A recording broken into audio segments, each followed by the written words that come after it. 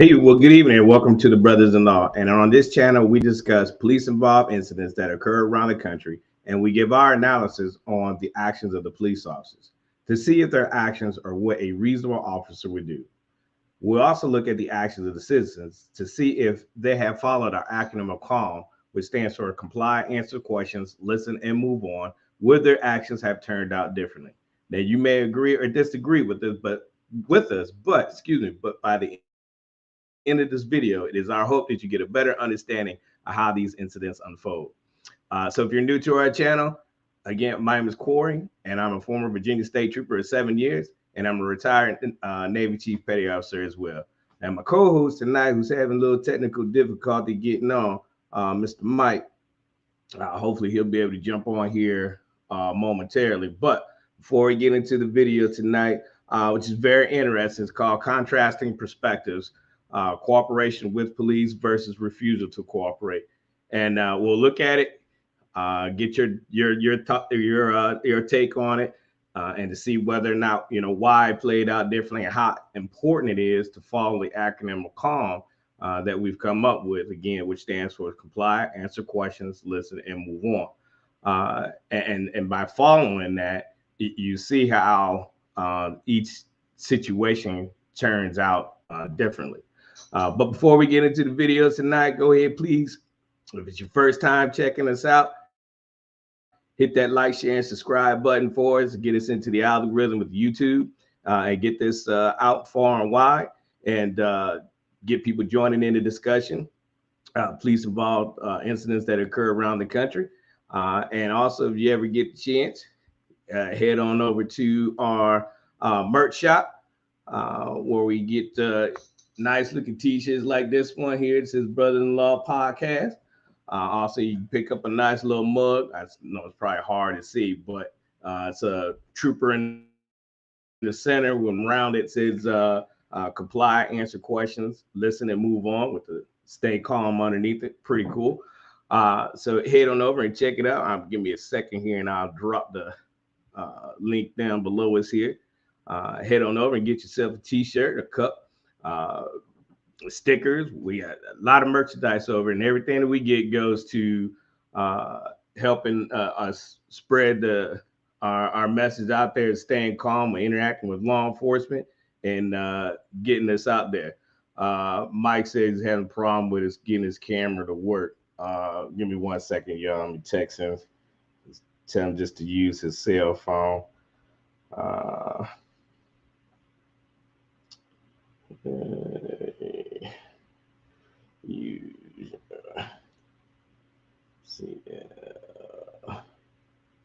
right. So hopefully he'll be on here in just a second. But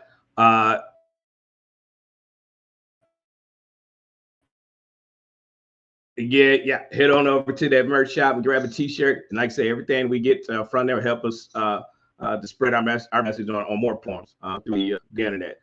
Hey, Delano, welcome everybody. Welcome Stacey, welcome Tom. See a few more people jumping over there over on Facebook. Great topic tonight. Again, you'll see how the acronym C.A.L.M actually will play out in these two videos that we had tonight. Hey, what's going on, Mike? Hey, just had some camera problems, but had to switch to a different camera, and it's working. You good? You good? Go ahead and do your spew, man. Introduce yourself, bro. I'm Mike Bradley. I'm one of the co-hosts of this show, and we are brothers-in-law. 26-year police veteran, retired. Also a 6-year Army veteran, retired Northern California street cop for the most of my career. We got a good show lined up for you guys today. I see you, Delando, Mrs. Taylor, Goat, Tone. I see you on here. Appreciate you guys joining us. And we got a good one lined up. We got a couple of videos that we're gonna run through real quick and get something out of it.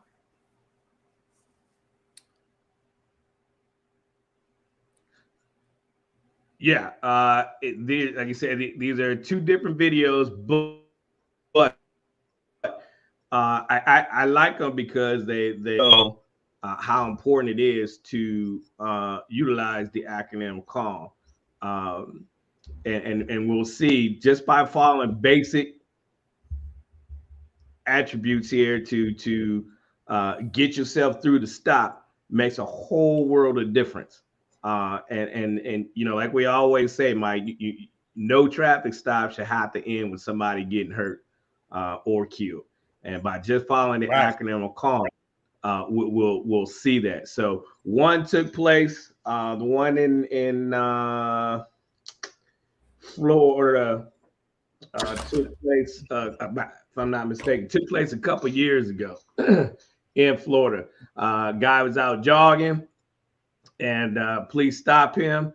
He matched the description from head to toe, and police stopped and started questioning him and everything. The other one actually happened last month in May, I believe May 17th in North Carolina. Again, it was someone matching the description because of break-ins. I believe it was for break-ins. Might have been um, for assaults, I think, as well. But you'll see the difference in how these two carry themselves, and that's the whole point: is how you conduct yourself during the whole stop, the whole interaction with law enforcement. So we'll take a look at the first one first, out of North Carolina. And we'd like for you all to chime in, drop your comments in there, and let's do this contrast of right and wrong, and how important it is to stay calm. So at the end of this, we hope that you'll be able to go out here and share this knowledge with family and friends, so we don't have what happens to this first guy happen to anybody else, and you get through this. Anything before we get going, Mike? No, you think you pretty much spelled it out. So let's get into it. Get into it. Now, we won't play the whole thing with each one. We play about half of them, halfway through, and they're both about 17 minutes long, but we're not going to play the whole video. Just stop it and hit the high points so that you get the gist of it, and see where we're going with it. Now, for this first one here, let me just set it up a little bit. These officers were called to this location.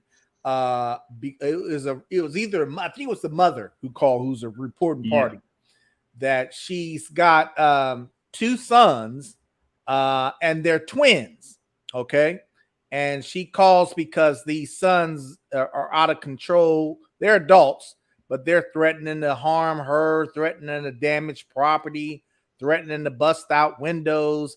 And lo and behold, one of the sons actually has a warrant out for his arrest. So these police officers know that when they get here, and this person right here that they are stopping, they're trying to confirm his identity, because the mom said the son that has the warrant that's causing the trouble is Devin. Well, he has a son named Tevin or something along those lines. And what you'll see here is this person, this is Devin actually, but he's trying to pretend that he is his twin brother. He's not the one they're looking for. And that kind of sets it up. Yeah. What's your gun at? Don't worry about what I'm saying. No. If y'all, relax. We're not gonna fight with the gun in the boat. No, that's what I'm telling you. I know. Hey. Police in North Carolina released uninterrupted body camera video of an intense arrest after public outcry for excessive use of force. This after a local news outlet reported the suspect was pinned down by his neck. No. Let's just roll him over. While the arrest happened on May 13th, Asheville police officers became involved 5 days earlier on May 8th when a 911 call came in. I got caught on camera. Yes. Are you? Can you get an officer by Mac Street? What? Mac Street. This got to stop. We have been calling about Devin Whitmire. They didn't serve the IVC on him. Somebody's on my other line right now. I'm on mute. They're letting me hear Devin. He's threatening to bust out more windows at my mama's house.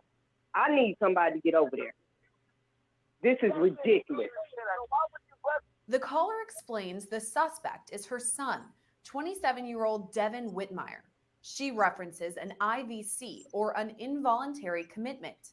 In the state of North Carolina, that means a person has shown signs or symptoms of psychiatric issues or substance use and could be a harm to themselves or others. I'm his mother and legal guardian, and I did an IVC, but they never found him. And somebody called me this morning while I was at the hospital and said they called the police on him earlier on long shows. I don't know, but I wish somebody would please get this boy. Whitmire's mother tells dispatch Devin damaged her mother's home on Max Street. The window, or why would another You window said be it was west? Mac Street? Yeah, Max Street. He did her tires this weekend, her window, one of them, and I thought they were over there fixing, so obviously nobody's over there because they saying he's standing outside looking at her windows now, about to tear her house up again. This is ridiculous. We've called the police and called the police, tried to get them to get this boy.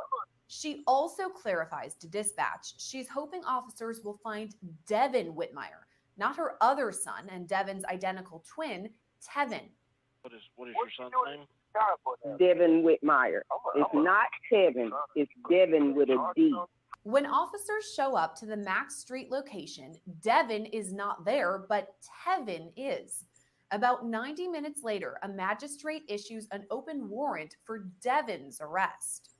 Asheville Police Department. Hey, this is Magistrate.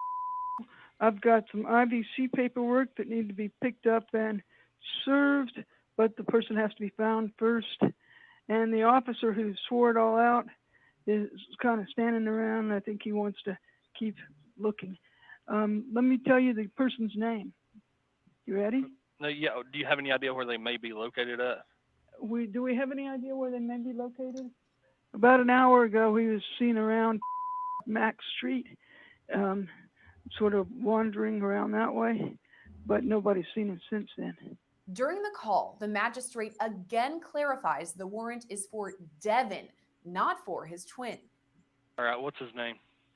Devin, D-E, V as in Victor, O-N as in no, Whitmire, excuse me, W-H-I-T-M-I-R-E. He also clarifies Devin is dangerous. Before his controversial arrest on May 13th, Devin was arrested 24 times and had already been charged with robbery with a dangerous weapon, assault by pointing a gun, and assault with a deadly weapon, among others. Is he violent? Yes, I would call him violent, and he's threatening to kill various people around him. 5 days later, on May 13th, the officer who interviewed Tevin finds Devin about a mile away from where he was originally seen. Black male, white shirt, looks to be camo colored shorts, currently wearing a sling. Pause it for a second.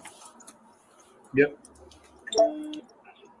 Now, what they were showing you is they were showing you video of when the officers made contact, but they were that dispatch call with that his mom called in, that happened prior to this at another time.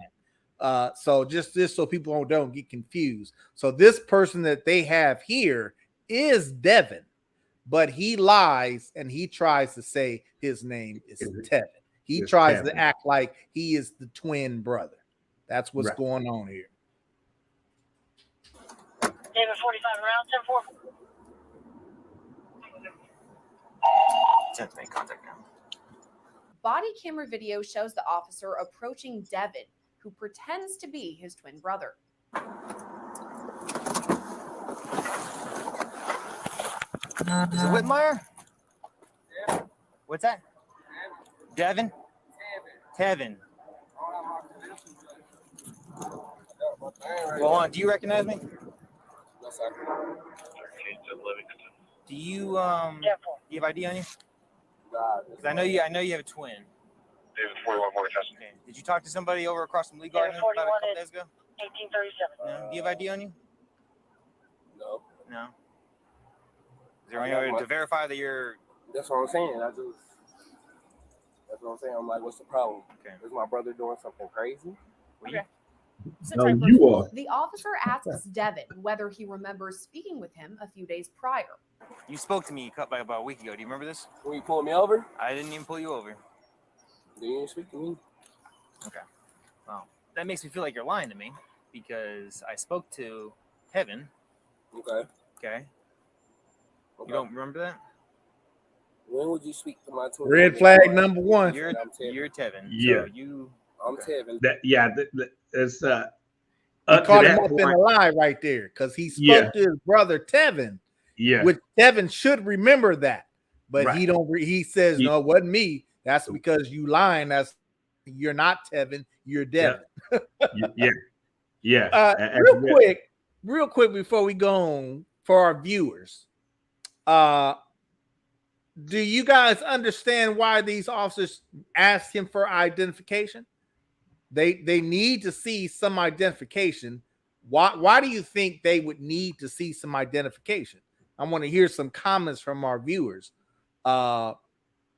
Corey, as you and I know, obviously it's pretty important at this point. They're trying to contact Devin, and they have this person that is a twin brother, either Tevin or Devin. Well, they have to confirm which one this person is. They can't just take his word for it. They can't look at a wristband that he starts to show them. That doesn't confirm that he is the one that they are looking for. So, yeah, he has it. Yes, Stacy, he has an identical twin. So it's reasonable for these officers to have to identify him to make sure they're dealing with the right person. And that's what you guys are going to start to see here. Some of the ways that they're going to try to confirm his identity. Yeah. And so when we look at the acronym of C.A.L.M, we look at the first one, comply. Right off the jump, if you watched any of our videos in the past, you know how we break these things down, and we always talk about how the officers look for those red flags. And a lot of times we ask questions that we already know the answers to. We just want to see what you're going to say. And that's going to tell us which way this thing is going to go. If I ask you a question right off the jump, he said, "Oh, you don't remember me?" Well, that ought to told that dude, "Oh, wait, he might have been talking to my brother. My brother might have, now I got to switch." Now he should be thinking, "Oh, I got to switch my story up now," right? But he doesn't get it. He doesn't know that he talked to the brother that they're not looking for. So that brother ought to remember him. So he doesn't know that. So, but the officer does. So now, me as the officer, I'm thinking, oh yeah, this is who I want right here. Yeah, I'm thinking the same thing, that this is probably Devin, and this guy is probably lying about being his twin brother. But Corey, you and I both know we still want to confirm that. You know what I'm saying? And we gotta find ways that we can confirm his identity. This goes to show you, people lie to the cops all the time. So that's why we gotta confirm stuff. Let me see identification that shows who you are. Let me see something. I gotta see something more than just you showing me a piece of paper with some letters on it, or a wristband that you were in the hospital. And again, obviously, it's easy to take those things off, manipulate them, and put them on. Now, that leads me to believe too. How much trouble the other brother is in as well, because you kind of covering for him because you're giving him your medical wristband that you had to pretend that he's you. So this right here is definitely the big red flag for me. Let me know, okay, now what do I have to do now? How do I identify this guy? I can't, like you said, I can't take his word that he's saying who he is just by a wristband. Right. That's not going to get it. So we need to take certain steps and measures to make sure we identify. So what can we do, Mike? Well, as you guys will see in this video, the way it unfolds, they're going to look at other things. Both these brothers are in the system. And when you're in the system, there's usually identifying factors in addition to your regular license number, birthday, and stuff like that. There's other things that they put in there too to make sure that there's several things that officers can use to identify someone. You know what I'm saying? Tattoos, long hair, short hair, color, eyes, limp, scars, anything that could differentiate between the two brothers. They're gonna put that in the system. So if you come up on somebody and they don't have any ID, the next thing I'm going to do is, well, let's see. Do you have any tattoos on you? He needs to help these officers confirm who he is at this point, because these officers can't just walk away. Can't just walk away at this point and can't let him go. They're here to arrest either him or his brother. That's what they're trying to figure out. Yep. That's what I'm saying. Like, what? Like, No. Where did you just come today? Yeah, I'm just walking from down there. That's what I'm saying. Like, what's going on? We're trying to find Devin. So he's in Lee Walker Heights doing all that bullshit. That's why I'm not up there. Devin continues telling officers he's Tevin, claiming he would not lie. As long as you're Tevin. Cool. Like I'm not gonna lie to you. I'm not gonna lie to you. It's fine. It's not that. Of course, yeah. I'm trying to figure out what's going on because he was answering his phone at this point. We need to find Devin. That's it. Once we prove that you are Tevin, then I'll cut you loose. Okay. Hey, you seen my brother Devin out here? The police talking about he up here. I'm trying to figure out what's going on. I don't need people telling Devin that we're looking for him. Okay. Tell you looking for Devin? I don't want people to know that. Okay. People so don't. Why is somebody stopping me? Because I thought you were Devin. That's why. That's why I'm out here. I'm looking for Devin, not for Devin. Can I speak to y'all? Can I speak to y'all? Whoever y'all got in charge. Yeah, I have no problem with that. Okay, that's fine. That's fine. I'm sitting right here. Yes. 46, I'm right here. Okay, that's fine. I said, as long as you're Tevin, man, you're cool. I'm good with that. No, because I need your badge number at this point. You see, that's the hospital put credentials on. Yeah, I see that. that. I just want to make sure. So the hospital put a ban on him, so that solidifies who you are. Right. That doesn't identify. There's a reason why he's not showing identification. Right. He knows that he's Devin and not Tevin. What he doesn't realize is these officers ain't gonna just take his word for it. They're not gonna. Right. And then you start harping. You want, supervisors out here. You want badge numbers. See, all this stuff right here up to this point is just solidifying that I had the right individual that I'm looking for. Right. And folks, they kill me when they say, "What's your badge number?" You're doing too much. I mean, cops don't care to give you. I mean, we don't care. You want my badge number? Sure. Hey, you want my supervisor's name? Give you whatever you want. They think that that's some kind of getting your badge number or getting. Right. I don't care if you got my badge number. Here you go. Whatever you need, but you gonna give me what I need too. Okay.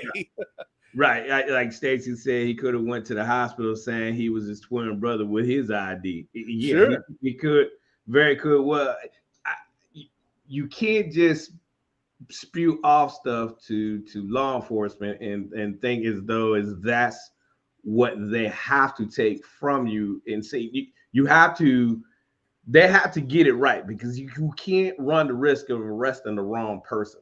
Right. So, we don't want to do that. Exactly. Right. You have to make sure your I's are dotted and your T's are crossed before I go and tell you turn around, put your hands behind your back. Because now that's another whole problem that the officer's going to have to deal with. So you don't want that. So I personally have never dealt with twins. But I know officers that have, troopers that have, and it can be a bloody nightmare. You got to get it right. Otherwise, you're taking the wrong person to jail. So just because he got the hospital credentials on is not good enough for me to say that, okay, yeah, you are who you say you are. Nope. I need something, state ID, something. Somebody come out to verify you, put eyes on you. Give me some type of physical description that you are Devin. And not only that could have been his brother's bracelet and laying around the house or somewhere, and he just picked up and put it on. because he knew the cops were looking for him. You know what I'm saying? We don't know. You don't know. Right. Yeah, Tone. I mean, vehicle registration. You're not getting any. Well, possibly because the brother could have had a red Toyota, and this guy could have a blue Honda, and the officers may know that. So yeah, that could help aid into it, but it's not going to be 100%. I need to be 100%, because his brother could be driving the other car. You know what I'm saying? So you can't always go by registration. You know, just because you drive. How many times you drive somebody else's car that's not registered in your name? Same way with the twin. I need picture identification. Yeah. To be 100%. You're not going to get. You're not going to get fingerprints out on saying we didn't carry a device out there that enabled us to fingerprint people on scene. I know there are some agencies that have that type of equipment where they can fingerprint you on scene and be able to pull up that individual. So we're operating in the sense as though these guys don't have that. If they did, they wouldn't be going through all of this. So this is what you have to work with here. Just keep that in mind. Yeah. But yeah, Tone, fingerprints. We actually had a device like that on the street where not every officer didn't have it, but we had one that could be brought out to us at times, where it's a device where you can fingerprint somebody right there on the street for the purposes of identification. But it wasn't something that was commonly used. It wasn't something that was readily available. And these officers probably don't have nothing like that. But you on the right track, Tone. Tattoos, relatives. Sometimes you can't trust relatives either, because they might be lying for the person. You know what I'm saying? Now, in this instance, though, Mike, I would talk to the mother because she's the one that called the police. So she's tired of it. So she's going to be a credible witness, if you will, to identify her kids. Because who else better going to be able to identify their children? No one better than the mother. Right. So yeah, she would definitely be an asset in this. But then you also had the same situation where the mom is always going to be protective of her kids and may not tell you which one is which. But there's other ways around that as well, because she doesn't cooperate, then she can be an accessory to it as well. But that's another sidebar. That you're Adam 26 and 4. I'm at the top. During the video, Devin can be seen wearing a sling. The officer asks him how he injured his arm. A local news outlet, the Citizen Times, reported Devin's arm was broken at the time of the arrest, but Asheville police note that Devin does not say that it's broken. Can I ask what you did to your arm? Me? Yeah. Drinking right here. Like, there's nothing wrong with it. You were drinking and you fell or something? Yes, sir. A scratch. I bought this from there, and they said there was nothing wrong, but that's all I wanted to know. Gotcha. Okay.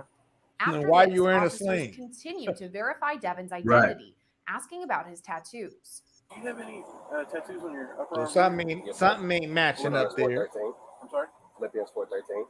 How about the other arm? I got new tattoos. I just told you. So what's going on? So you've got Monique right there. No, on this arm. It's a new one. Okay. Me and my twin have the same tattoos. Okay. So what's going on? You have your ID on you? No, right here on my armband. It's not ID, dog. Answering because of what my brother's doing. So like, somebody just ran down on me. Communications Baker 21 Charlie 22. Do you have any tattoos that your brother doesn't have? We're twins. We get all our tattoos the same. Which is unusual. I don't think too many twins also get the exact same tattoos in the exact same locations. I don't know how common that is. You know what I'm saying? So he might be lying about that, but again, the officers are asking him questions that they already know the answer to. Because like I said, they've encountered both of them before, and they know he's failed before the other brother and broke his arm. and he's pretending that he's his brother. So he was up to something for whatever reason. And other than that wristband, is there anything else that we can use? Yeah, I used to stay right here. Yeah, it doesn't help. I'm talking about meal with my name on it. What other tattoos do you have on your arm? Which means I have a lot of tattoos. I flipped in 413 on my chest. Okay, what else do you have on your arm? With John 3:16, like my twin brother. Okay, what's on the top there? Why are y'all questioning? I want somebody to come out here. What do you mean? I want somebody to come out here. Whoever y'all got in charge, I don't like it. Well, that's me. Officers then speak with a woman standing nearby who confirms she's Devin's fiance. That's why I'm Is this your car, ma'am? Nope. Okay, well, we'll talk to you in a second. It's my fiance though. Okay. She just gave it away, didn't she? Yeah. I'm not answering no more questions. What's Again, Devin asks officers what is happening. going on? You're not telling me what's going on. Well, right now we think that you possibly got it once. Okay. Well, I'm telling That's you, why I we're trying to don't. determine that you're not. That's what I'm telling you. That's why I'm trying to use your tattoos. Because So do you think this guy is really being cooperative with these guys? I mean, what are your viewers? What do you think this kid's mindset is? Like, you know, he's up to no good, right? What do you think his end objective is here? He doesn't want to go to jail, point blank. He knows the game is over, and this is where I always say you got to know when the gig is up. And just like, you know what? Yeah, you got me. It's me. And go to jail. Go to lockup. Because at this point, you just digging a hole for yourself, Mike. Yeah. He's lying. Obviously, we know the end result of this. The girlfriend just came there and gave them all away. Said, yeah, that's my fiance. That's Devin, my fiance. Okay. She blew him, told the truth, it sounds like. But look at the tactics of these officers, folks. You know, this is how you contact someone who you may end up arresting. You know what I'm saying? They think that they don't want him to run from them. They don't want him to take off. They don't want him. They need to verify who he is. And what they're doing is looking in the system. There's probably another officer in the computer in the car, looking to see what tattoos he has, what tattoos that Devin shows that he has in the system. Okay.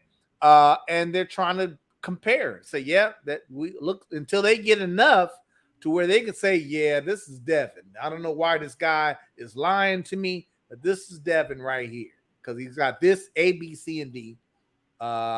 He's not giving me reasonable explanations about things. So, you know, they're doing it the right way, and this is how it works. So who's being reasonable? The officers or this guy? Officers are definitely doing their due diligence to find out who this guy is. This guy clearly is not cooperating. Okay. He's not giving them, he's not forthright with truthful information. No. Not at all. All right, we'll finish. because you both have files, and you both have tattoos listed on your files. But that's what I'm saying. I ain't doing nothing. So how long ago did you get the Monique tattoo? Please advise you, Probably about a year ago. or verbal outside the business. Been going on for about 10 minutes. What tattoos you want? You said Philippians was on your chest. You got John 3:16 over I'm not there. answering no more questions. What's up? Officials explain they believe he is Devin, not his twin brother, and will take him into custody when his identity is confirmed. All right, so here's what's up. So they're confirming it right now, but based on your tattoos, we know who you are, and you do have an open warrant for your arrest. So if that's confirmed, then you will be taking you down to jail tonight. That's when Devin says, quote, "Can y'all back up so I can get my gun off me?" Moments later, a struggle begins. Okay, well, can y'all back up so I can get my gun off you? Where's your gun at? Oh, that's right. No. You already know. That changes the contact, even elevates that contact even more, doesn't it? Even more. Oh yeah, 100%. He's telling you, back up so I can get my gun off me. Now, remember, Corey, what we always tell people, officers going to assume you might be armed until we confirm that you ain't. You're not. Right. You can have a gun in plenty of places. You can have a gun in plenty of places that we would need to search. Okay. Mhm. This guy is telling me, as the officer, back up. Can I get my gun off me? Now, remember what I told you guys. Officers got to physically control you at this point, because now you have presented a different danger to me. You say you have a gun. Okay. So now I need to physically control you. I'm not going to back up and let you reach for your gun. I'm not going to do that. Not at this point. That's what he's thinking they was going to do. He must have thought that. But if you tell me that and I'm standing that close to you, first thing I'm doing is I'm going to take physical control of you, of your arms and your hands, so that you cannot reach for something. Yeah. Yeah. In fact, if I had to say anything negative, it was their reaction to that. As soon as you tell me you had a weapon on you, and first of all, you tell me to back up. No, I'm not backing up. And then as soon as you utter that mouth, why I'm backing up? Because you want to get your gun off you. No, I'm going hands on. I don't care about your arm right now. I'm going to secure you. I'm going to find that weapon on your person. Then I'm going to secure that weapon. That's the wrong thing you ever want to say to the police at that point in a situation like this, that you have a weapon on you and tell them to back up. Nah, not a smart thing to say. You know why I think he said back up? You know why I think he said that, Corey? I think he said, you hit the nail on the head. I think he said that because he wanted some space between him and those officers so he could take off on them. He wanted to run. That's why he said back up so I can get my gun off me. I think that was a tactic for him to try to create some space to get him to be able to run away from him. Yeah. And you know, they closed that gap on him, and eventually ended up getting him. Well, that's actually see here in a second. That's when the struggle takes place here. But you know, when you think of it though, in the relationship to C.A.L.M, right? Comply, answer questions, listen, and move on. You know, if this, I think if this was the other twin, this obviously would have turned out a whole lot different. He would have, you know, identified himself or whatever. Or if any reasonable person would have been in this situation, it probably would have turned out a whole lot different. But when this is why criminals aren't going to follow your laws. That's why they're criminals. That's why they're thieves. That's why they're murderers, because they're not going to follow your laws. And anytime they have interaction with law enforcement, this is how it's always going to turn out when these guys are up to no good. Every stop is going to end up like this. Now, Mike, what if he did have a gun on him? A whole different story, right? You have Benjamin Crump there. You have Al Sharpton there. You have all these people up here going to this kid's defense because of what? Right? This is the kind of stuff that has to stop. When we have to tell these young folks, if you're up there no good, you know the consequences. When you get caught by the police, it's done. It's over. Let it go. Don't try to fight them to get away. Don't try to pull out a weapon. Don't try to go for their weapon. It's done. It's over. You fight in court, not on the side of the road. You messed up. Man up. You're going to be a man, call yourself a man to get out here and commit all these crimes and create mayhem out here in the public. Then be man up to admit when you're done, you're caught. Yep, you got me. Yeah. What can I say? You got me. Right? I hear you. You're going to get out. You're going to get out of jail. You're going to get a bond. But we know that there's people out there. There's plenty of people out there that cops deal with that they ain't trying to go with the program like that. You know what I'm saying? And these officers have to be forever vigilant and look for those cues and be aware of those circumstances when they are in them to understand what actions they need to take. So as soon as he said gun, these officers are focused on him. They know they're going to put their hands on him because they at least have to make him safe to where and make sure he doesn't have a gun, or if he does have a gun, seize that gun, make it safe so that no one's going to get hurt. They've already looked like they've made up their mind that they're going to arrest him. Okay, so they know that they're going to put their hands on him. Yeah, okay? they've already got the identifying marks to make the arrest. They're just waiting on a confirmation of the warrant. But again, this is what frustrates me is when they go like this, because you already know which way it's going. It's going south now, right? Yeah, it's about to. You got to go hands on now, and we're gonna see that here in a second. If y'all, At this point, though. Relax. We're not gonna fight with the gun in the boat. No, that's what I'm telling you. I know. Hey. Then he starts fighting. And there you go. Look. 1040. 1040.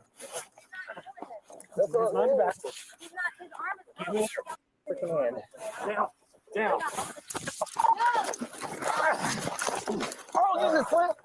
Video shows the struggle continue as Devin spits on officers multiple times.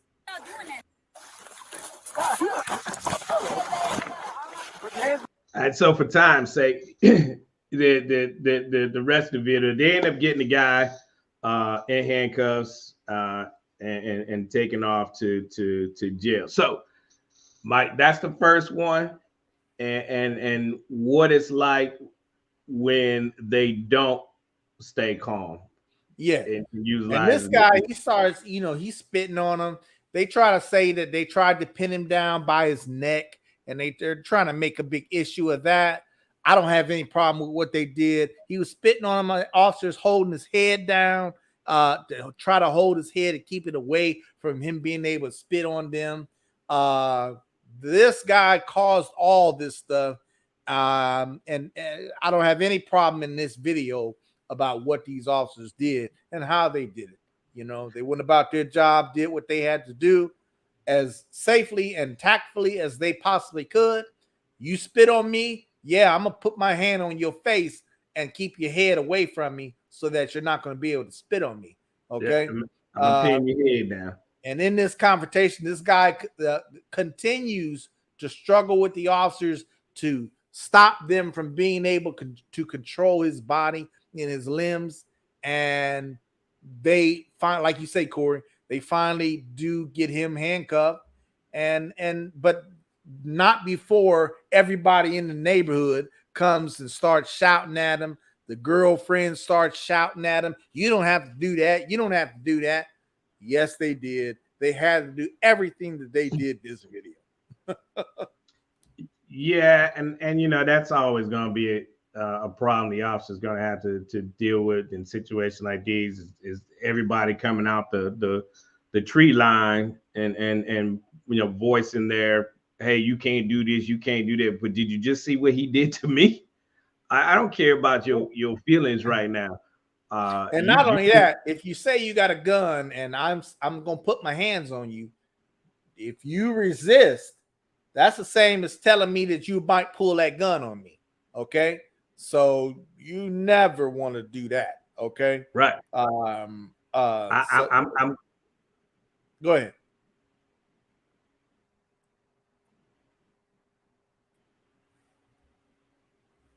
No, I just gonna say I'm going to match you, man. I got to get you secured because I don't want you, like you said, go for a weapon or even try to go for my weapon. And I don't care what people say when they come out there. Hey, you can't do this, you can't do that. What you need to do is just stay back. You can say whatever you want, but don't try to interact. I'm not listening to what you're saying. This guy just assaulted us. This guy's been lying to us.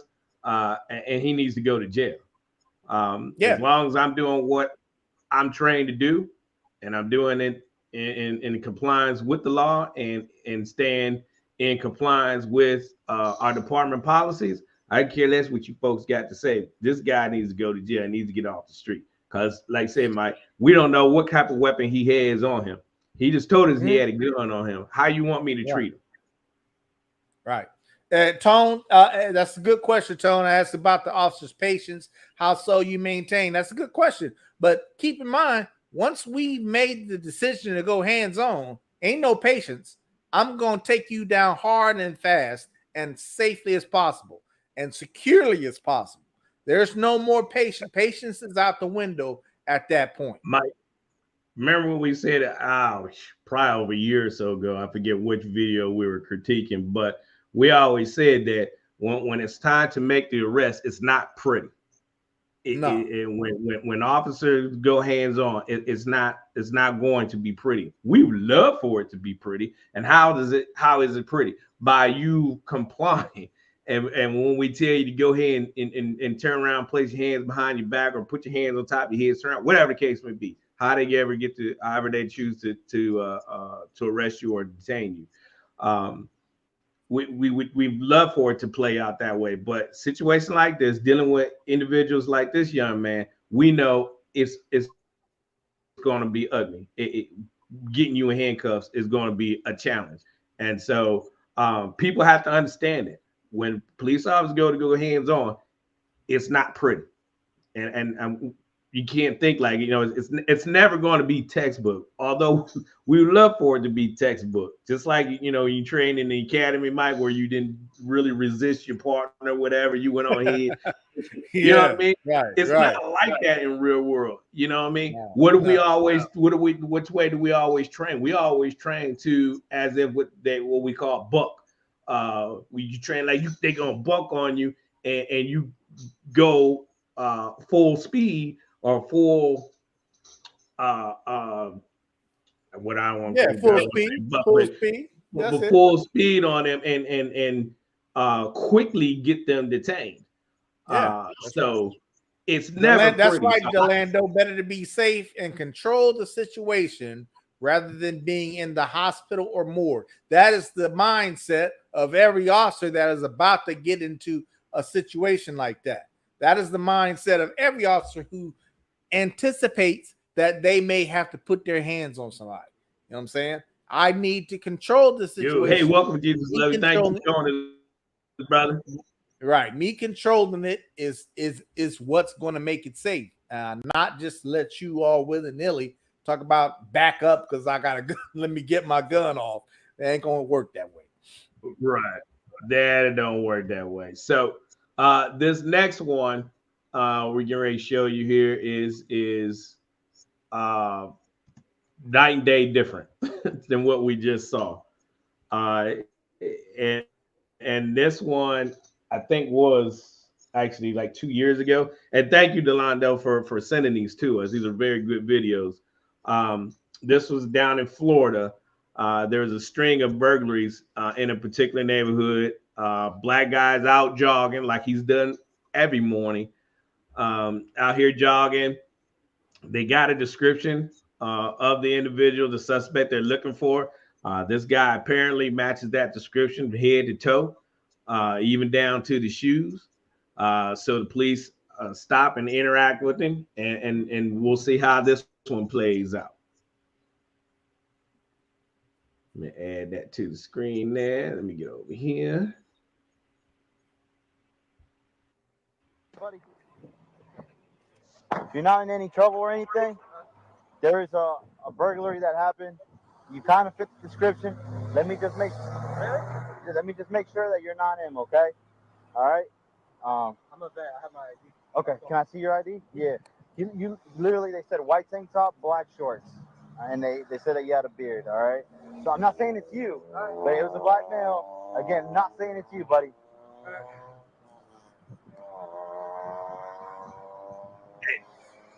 He said right off the jump there, Mike. Right off the jump, I got my ID. Here you go. Like we always said before, right?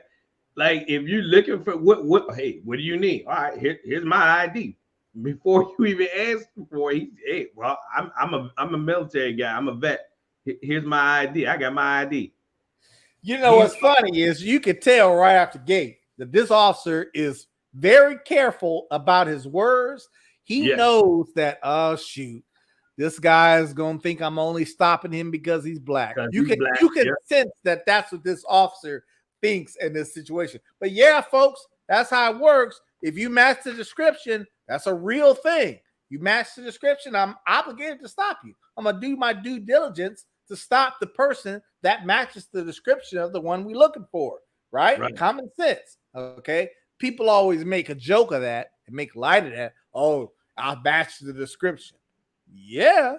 If you match the description, you match the description, okay? Right. But I love how this guy's attitude was as the person being stopped. I love how his attitude was. And he did everything right, in my opinion. Yeah. You know what I'm saying? Yeah. So you keep it rolling and you see. And this one's kind of lengthy. We'll probably won't play all into it. Yeah. But just so you get the gist of it. And then we'll talk about it.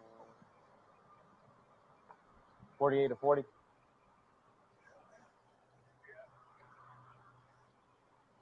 Does the male have tattoos on him?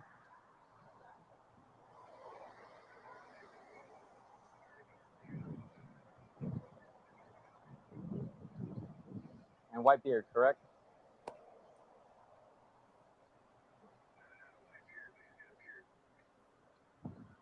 Got a male over here sitting with right now on 2000 block of North Normandy, fitting the description. I'm verifying him right now to make sure it's not him. He's wearing an army black shorts, white tank top, beard. So just verifying it's not him. He was jogging. It looked like he was going for a run, just verifying it's not him. Black shoes.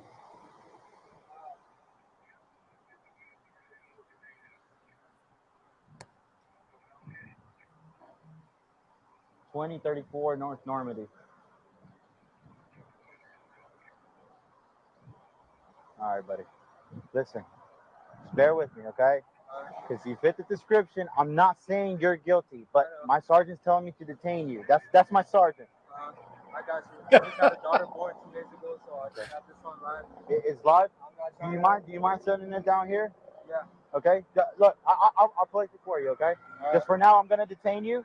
Look, you're not under arrest. I'm detaining you right now because you fit the description. Okay. Just hang tight for me. Okay, buddy.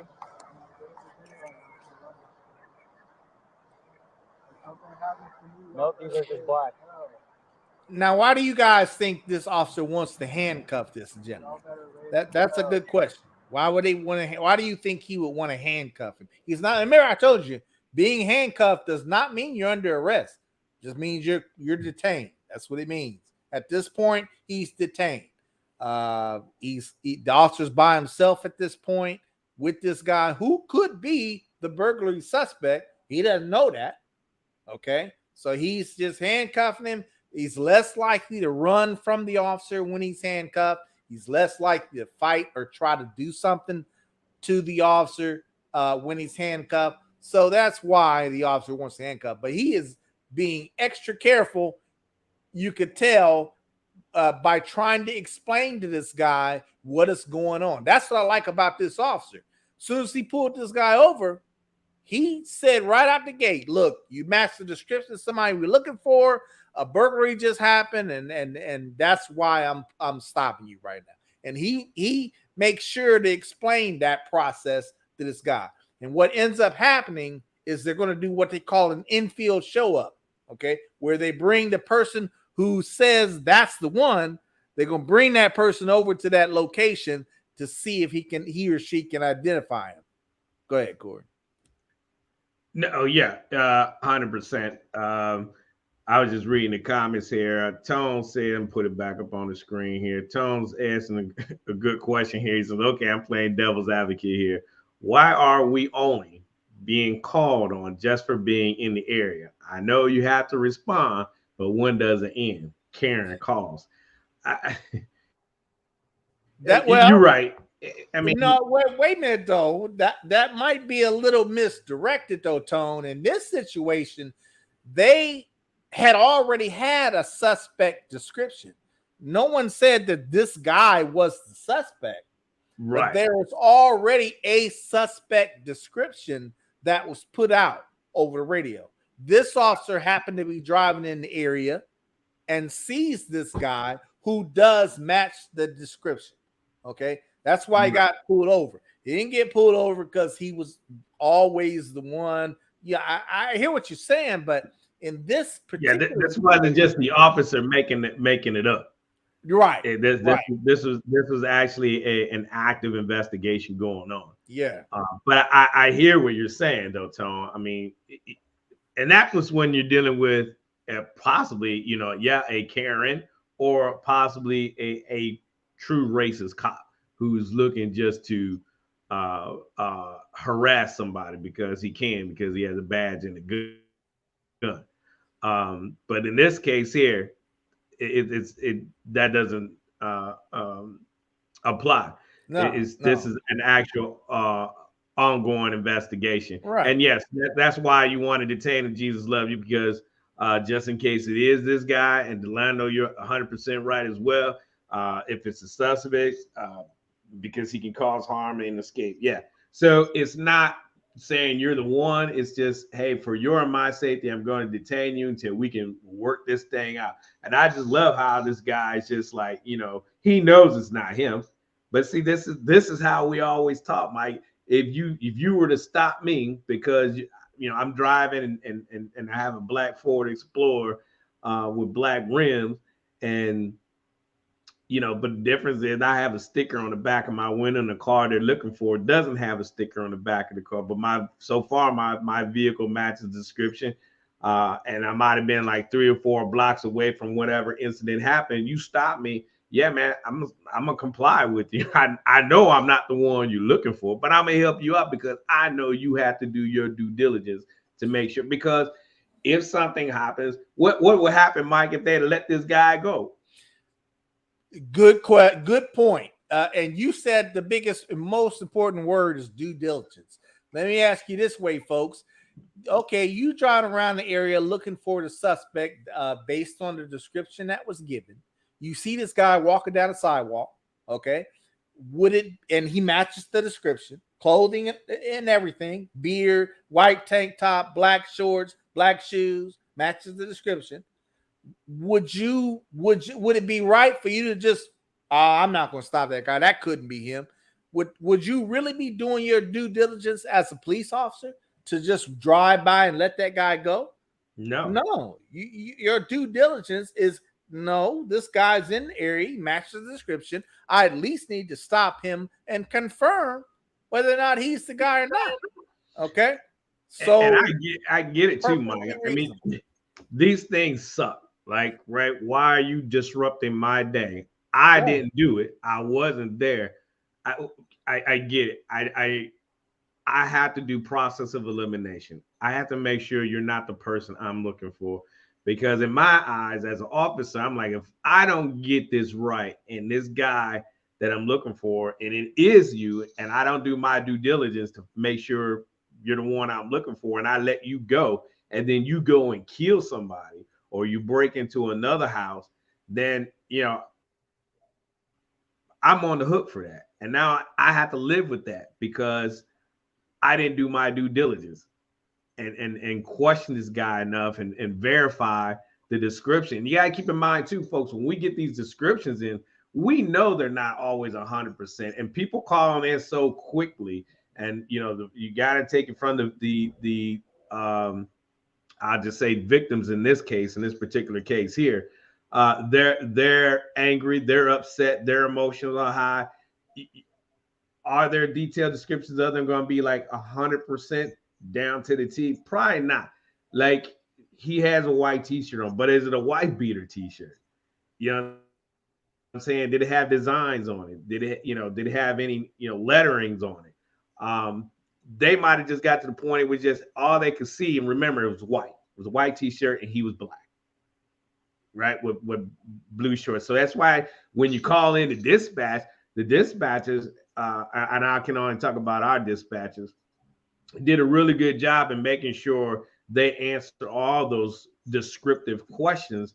So when they type it in the system and it gets out to the officers in their terminals in their cars, they have something to work with. And a lot of times, there'll be a number in there. We'll call them and make sure we're getting the right person. And like you said, Mike, we'll get that victim in a car and bring them out to the scene and do a drive-by identification.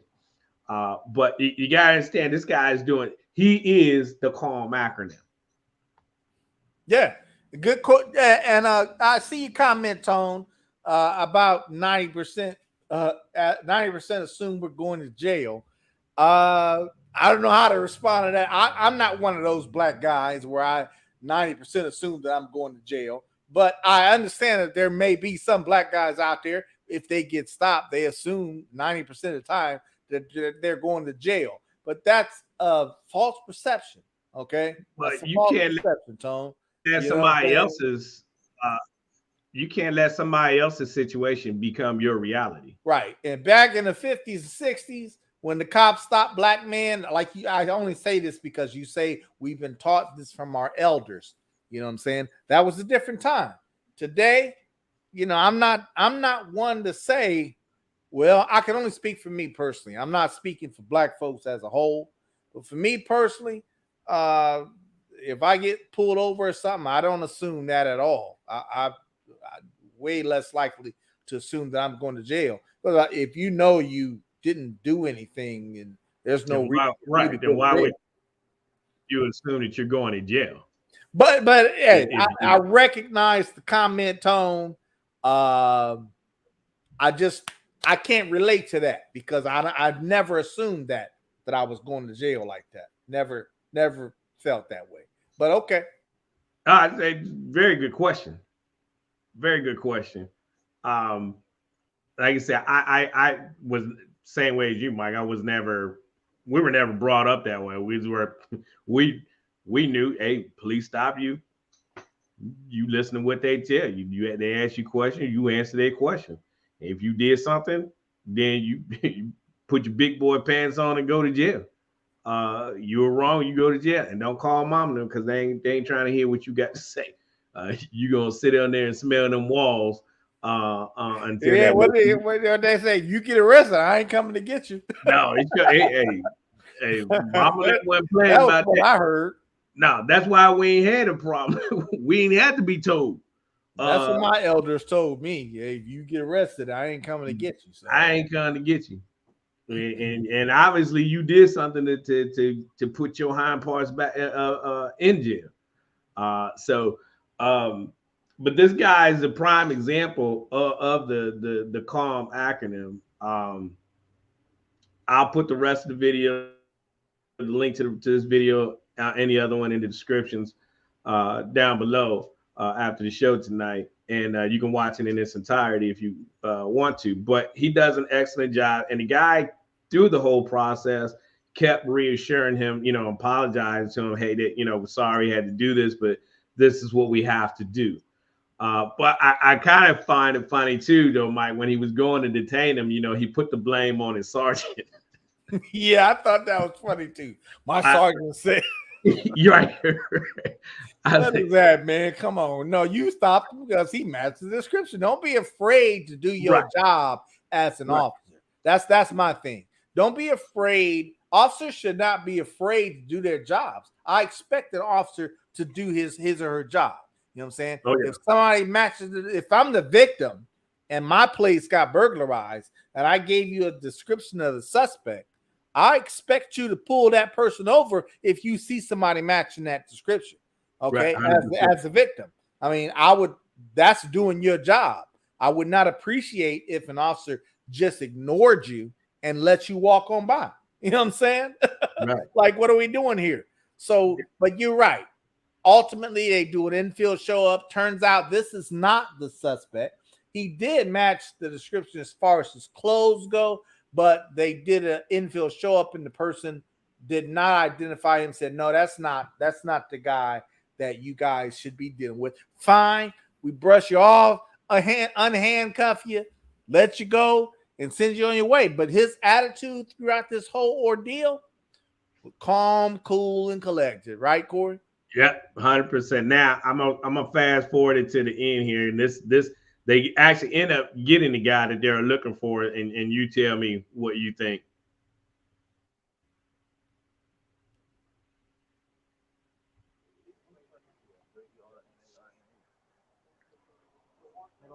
Well, that guy looked like he didn't have black shorts on. Yeah. And he had, you know, not a And tank top, but a t-shirt. You know what I'm tank, saying? see what I'm saying? So you see how a lot of the descriptions that come in can get misconstrued. And Sure. so this is the case here. It's like, okay, so that victim's emotions probably would be so high that, you know, they just saw white and they're just assuming that it was probably a t-shirt. And they had dark color shorts on. He has a bald head. They said he had an afro, but they might have just been looking at the back of the head. He got no graphics on the front of his shirt. No graphics on it. But he's black, white t-shirt with a beard. And no afro either. You're right, Jesus Love. He has no afro, a bald head, a partially bald head. So but see, officers know that when descriptions are given, they're not always 100% accurate. They could just be somewhat in the ballpark. You know what I'm saying? And sometimes they are. Don't get me wrong. Sometimes they are. But I'm going to ask more questions. Did they remember seeing any writing on the shirt? Was it just the white t-shirt? Did they see any graphics on there? What about hair? Right? You got to add. Did he have hair on his head? Well, he got hair on the side of his head. So a victim might say, yeah, he had hair on his head. Although he's partially bald, he does have some hair on his head, right? Yeah. But what I'm getting at is, was it reasonable to maybe think that other guy that was walking down the street could be the suspect? Yeah, perfectly reasonable. Okay. We got to confirm that. I don't know. I'm only acting off of what they gave me. You look pretty close, if not exact, to the description that was reported to us. So we gonna stop you and we gonna make sure. We know that there's a possibility that you may not be, but we want to be able to say, I stopped you, I confirmed you are not the person we're looking for, and I'm seeing you on your way. It's investigative work, and this is what you have to do. You have to process all this information that's coming in, you know, in real time. And it's not always accurate, as we've seen in this video here. So, you know, you have to do your due diligence, as I keep saying, you know, over and over tonight. The officers have to do their due diligence. They have to make sure they have the I's dotted and the T's crossed, because last thing you want to do, like we talked about in the previous video earlier, you don't want to arrest the wrong person, right? You don't want to. You don't want to. You know, that's right. why you don't want to overreact and get it wrong, and now you got a whole nother issue on your hands now. So, you know, if you could just share with your family and friends out there when these things happen, you know, when they get these descriptions, understand that they're not always 100%, right? And it's not always racial either. I mean, and I love that the officer kept stressing that too towards the end. You know, it's like, hey man, let's not make this, you know, a white officer just stopping a black guy just because. No, you're like, yeah, he says that to him. He tells him that.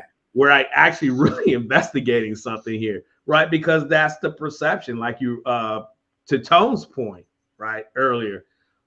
That's the perception that you have. Oh, here's, you know, white cop stopping another black guy, you know, just because. Not saying that it doesn't happen, right? But in this situation, in this video, they're acting real time on an active investigation, and that information was coming in real time as they're standing there and trying to get up. But again, kudos to this young man standing there and just staying calm. Right. Complying, he did exactly what he should do. And guess what he got to do at the end? Walk away. Move on. Move on. Right. That's the most important part, is to be able to move on. And my thing is, people always, you know, they complain about quote unquote matching the description.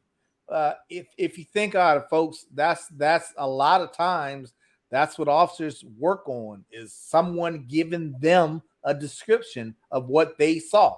And we did an exercise before, several exercises before, where you take 10 people, okay, and you give them a description, you give person A a description of a suspect. By the time that person got to person D, that description was changed. It was changed a little bit. You know what I'm saying? That's crazy. Right. We did That's something crazy like how that that. works. We did something like that in high school. I'll never forget it. And I remember because I'm the one that messed the story up. I was being a clown, and I forget what the sentence was that our teacher made us go around the room, and everybody had to repeat the sentence that she said. Well, it got to me, I changed it up, and then my boy Darnell, who sometimes joins us on here, he repeated it, and she's like, "No, that's not what I said." But you see through the chain how things, the information is going to change, right? It may have came in that the guy had gray shorts on, but somewhere in there it got misconstrued, and somebody said, "Oh, he had black shorts on," right? And an afro, because the guy looks like, if you, depending on how that person saw him, he's got, puffy hair on the side a little bit, and didn't see the big bald spot right there, and just saw it look like he had an afro, but he handled this like a trooper. Yeah, Tom said the Central Park 5 also matched the description. Is it the justice system? I mean, I see. I'm trying to see your point, Tone. The only thing we could say to that is, I hear what you're saying about the Central Park 5 match description, but what I'm saying is matching to someone. That's how a crime, or that's how responses work. If you are a victim of a crime and you, Tone, you give us, the police, a description of a suspect, those police are going to look and search that area for someone who matches that description, at least closely matches that description, or at least in the same ballpark. Okay. So, that's what we can say. I mean, if you get pulled over because you match the description, the point we're making is the best thing you could do is follow the C.A.L.M acronym, because you might match the description. It's not saying that you are the person, but understand those officers still have to do their due diligence and stop you because you're in that ballpark. You know what I'm saying? And once they confirm that you are not the person they looking for, they send you on your way. That's the only thing I can say about that. I don't know, and I'm not sure if it's fair in that kind of situation to put the race card on there. Although I will tell you, Tone, I have responded to calls myself where someone calls because they actually see someone suspicious in the area, and they'll describe that person to me from top to bottom. Okay.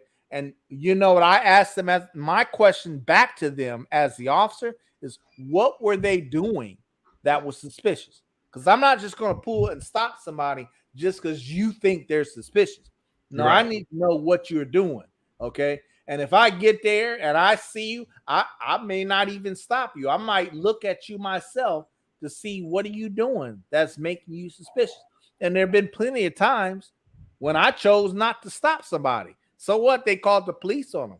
And sometimes, in some areas, that they probably only called because that person was black.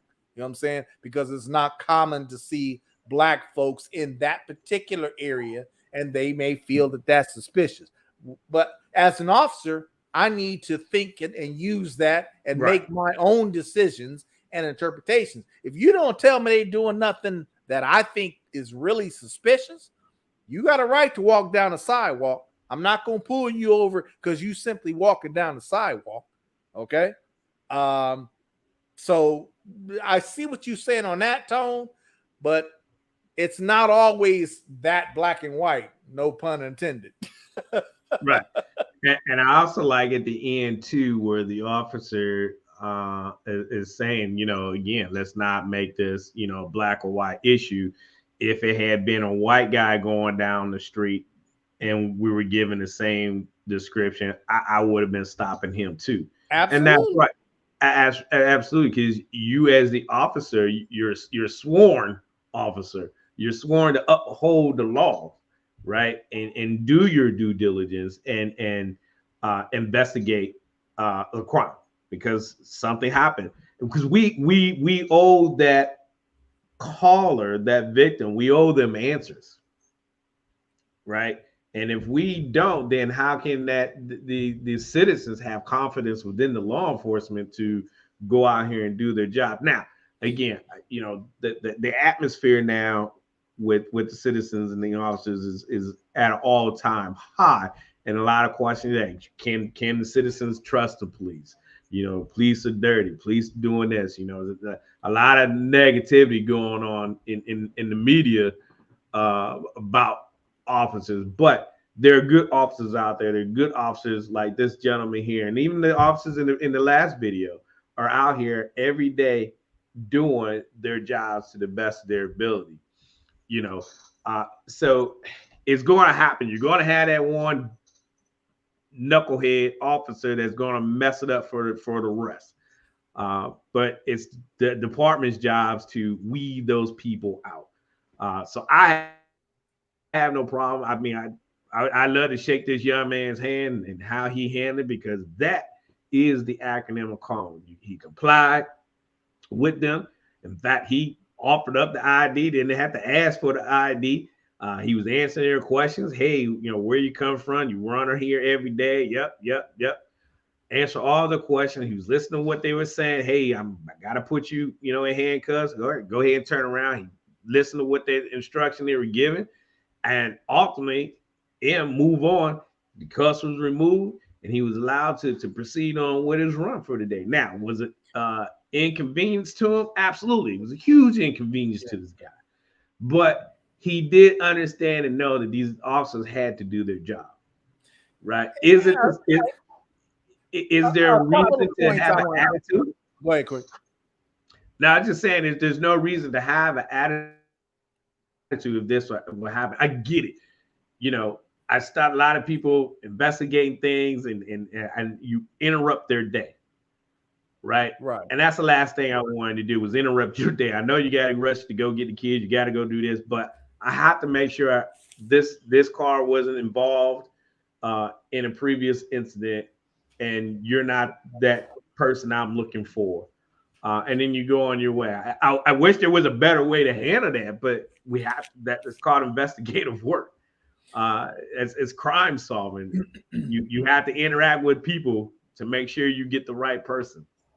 Go ahead, Mike. And a couple of points I want to make real quick on this particular incident is when officers do stop you that way, a pedestrian stop or something like that, if they feel that you match the description of a suspect, that officer needs to make sure they are properly doing and taking the steps to make sure you're not. So in other words, what I'm saying is they can't just stop you and then just hang out and shoot the mess with you and not make any effort to try to confirm that you are the suspect or not. So in this case, the officers were preparing for infield show up, you know, making sure they contact the victim who said this is what they saw.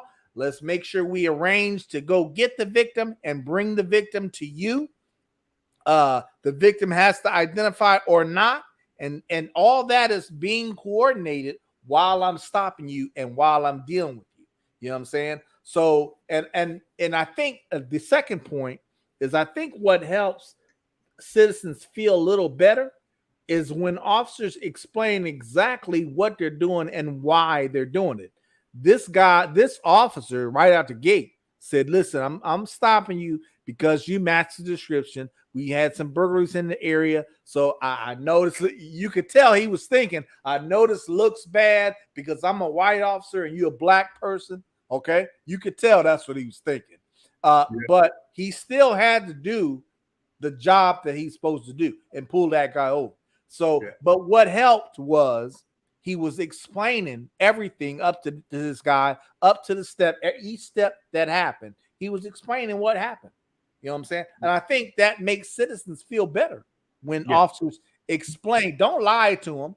You know. Now, I ain't saying there might be some incidents where it might be tactically safer not to tell a person right away. You know what's up. But for the most part, I like to tell you, I'm stopping you because of this, and I'm doing this, and this is why I'm holding you here. You know what I'm saying? They explain all that.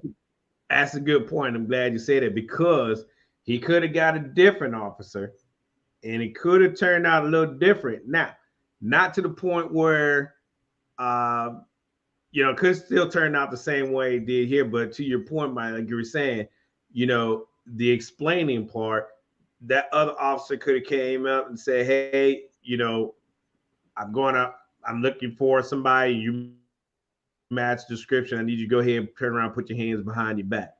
Yes, it all starts from that first delivery. Now, the way I just explained it, would it have been wrong? No, but did you help the situation out? Did you escalate? You probably could have escalated because the way you delivered it, but you weren't wrong. In today's time, yeah, you had to be more tactful on your delivery. And in the academy, you're not really taught tact on how to speak. It's just, hey, you matched that description. It's kind of hard to train somebody on that. I mean, it really boils down to your personality in your demeanor, who you are. You get out to jump out the car and run over. Hey, need you get on the ground. Put your hand behind your back. Is that wrong? Probably not. But do you help the situation the way No. No, you didn't. A lot of it too comes with experience. You know what I'm saying? It comes. Some new officers, some young new officers who all about being authoritative. The more you do the job, the more you deal with real people, not academy people, but real people on the street. The more you gauge and understand your own style of communicating with people, and when you need to be elevated and when you need to not be elevated. You know what I'm saying? Right. So, yeah, it's just, everybody's going to do things differently, even though, me and Mike can roll up on a scene, same scene or same type of scenario situation on two different occasions, and both of us handle it differently. But will we both be wrong? Probably not, because we know how each other are. We're going to follow the letter of the law and follow department policy. Right.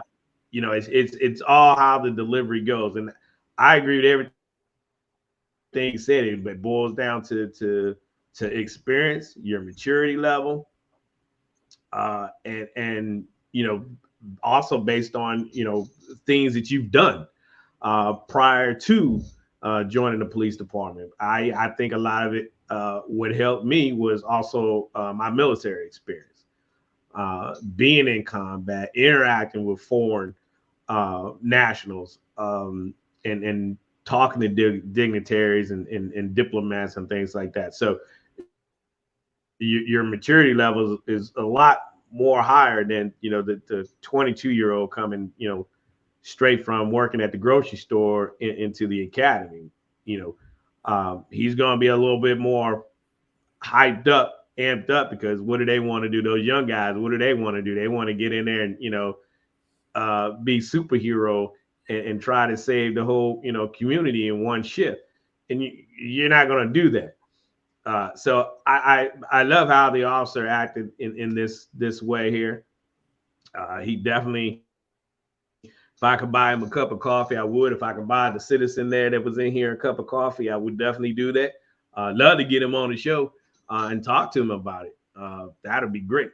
But I think we went a little bit overboard our regular time, but it was great conversation. So we're going to go ahead and wrap Love this. You, Tony. I see you on here all the time. Love you, man. Delando, Kelly Silverman, I see you on here. Appreciate you joining us. Jesus loves you. You kind of started a little late, but I appreciate it. Who else we got on here? Yeah. We got, Miss Taylor. Miss Taylor was having she couldn't hear us for a second. I hope she got that squared away. Goat, I see you on here. Delando, Stacy, appreciate you guys joining us on here. Always good to have you guys make comments on the show. You know what I'm saying? We had some good points on this one. Yeah, it's a great show. And we like I said in the opening statement, you may agree or disagree with us, but at the end of the video, we always hope that you got something out of it. So if you did get something out of it, please leave us a comment down below. And if you have a video that you would like for us to break down and give our insights on it, please, by all means, message us on Facebook at Brothas-in-law or at our personal accounts on Facebook, Corey and Mike. We're on there. You can look us up and drop a video in there on us. DM us if something you want us to break down. Don't forget to check out our merch shop. Get you a shirt. Help support the Brothas-in-law. Let me see. I got to get it up on here again. And remember that all the proceeds we go help us to get out on more platforms across the internet and get the message of C.A.L.M out there. The acronym C.A.L M is important. We saw it in two different videos, contrast the perspectives of cooperating with the police versus refusal. And you see how it ends up. So it's very important. And I believe so much in the acronym C.A.L M. And I just wish we can get it in every school and teach it in every school. That would be awesome. So that would help us out. So get yourself a t-shirt, Brother-in-Law Podcast t-shirt. And help us out. And don't forget to like, share, and subscribe on the channel. Final words, Mike. Well, everybody have a good weekend when you get there. And peace out. Yeah, have a good weekend. God bless you. We love you. And we'll see you next Thursday. Peace.